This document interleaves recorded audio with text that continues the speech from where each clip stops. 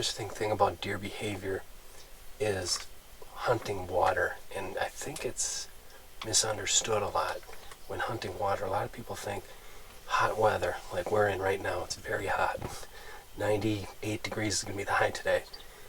And you think that, oh, if I have a water source, especially if it's dry, it's going to be money. It's going to be a slam dunk. All I got to do is put this blind next to the water, maybe play the wind, and it's going to be money, and then I'm going to have a really good chance of getting a deer. That's not always the case.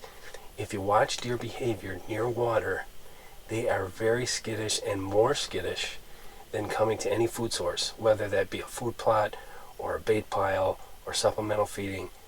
Water puts deer on edge in hot weather because they know they're really susceptible. I think they inherently know that they are so susceptible going to that water source because there could be a predator there, whether it's man, whether it's coyotes, whether it's wolves, whatever it might be, black bears, especially on young deer.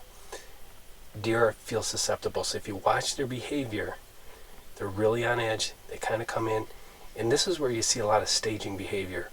If you see the deer show up, a lot of times you can see them show up out of the woods, and they might be 200 yards off, and they're going to stop, and they're going to look, and they're going to stand, and they're going to just kind of loiter. And that's really good to know, especially not only hunting water, but knowing how deer stage, whether that's near a bedding area, whether that's near a food plot. That's similar behavior no matter how you're hunting. So the more you know about that, you know how to set up your blinds, your tree stands in relation to a food source or a water source. A water source especially. What you want to do is, you want to get them when they're coming to the water, because what's going to happen is they're going to approach that water source, whether it's a pond, normally a pond or a tank, something like that, and they're going to be very skittish. They're going to get in there, and if they're calm enough, they might only take a sip or two of water and get out of there. So what you want to do is make sure your blind is in a situation, or your stand in a situation where you can take the first good shot and do that. Take the first good shot. Don't wait around. If it's a deer that you want, take the first good shot that you can get, because you're probably not going to get another one. Once that deer decides to leave, it's going to be gone. And especially if there's other deer around, those other deer, they might be alarmed by you. They might be alarmed by a bird or something else. They're going to be high wired.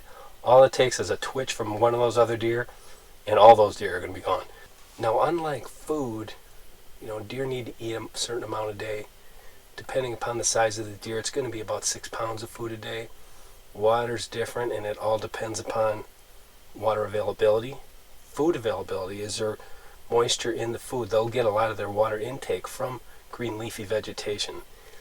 In the arid Southwest, like where we're at in Texas, is they're not going to get much moisture out of that vegetation, so they're going to have to come to a water source. The better your water source as far as being isolated, the better your chances of being able to hunt that area based off of water. In another area where you don't have that kind of natural water source, then you can key off the man-made ponds. The tanks, water tanks for cattle are really good in some areas. So you want to keep that in mind when you're scouting and strategizing for hunting season, because it's going to be different depending upon where you're hunting. So keep that in mind when hunting hot weather, and you'll be surprised with how successful you are, because your tactics are going to improve.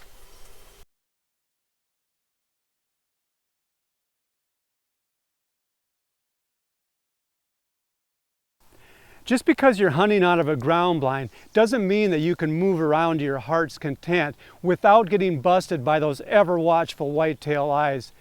You still need to remain as stone still as you can most of the time. And to do that, you need to be comfortable.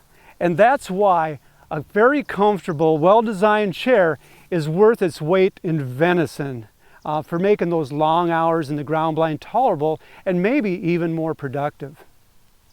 Based on the popular Shadow Hunter X from the Browning camping line, the Stealth Hunter chair takes everything that was great about the Shadow Hunter and improves upon it.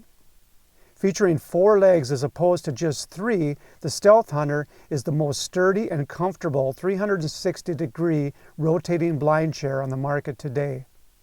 Its 4 large foot pads keep the chair from sinking into soft ground, and each leg is adjustable independently, ensuring a level seat every time. Features include a power-coated steel frame and a contoured, durable tech mesh backrest and seat for maximum comfort. Legs are adjustable for uneven terrain, and a shoulder strap and compression strap for the chair base allow for easy transport to and from your hunting blind. The chair has adjustable seat height and 4 large swivel feet that help stabilize the base and prevent sinking.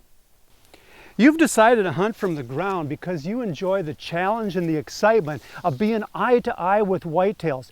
Don't blow it because you can't stop fidgeting. Pass the hours in comfort with the Stealth Hunter chair. For more information, visit elpsoutdoors.com.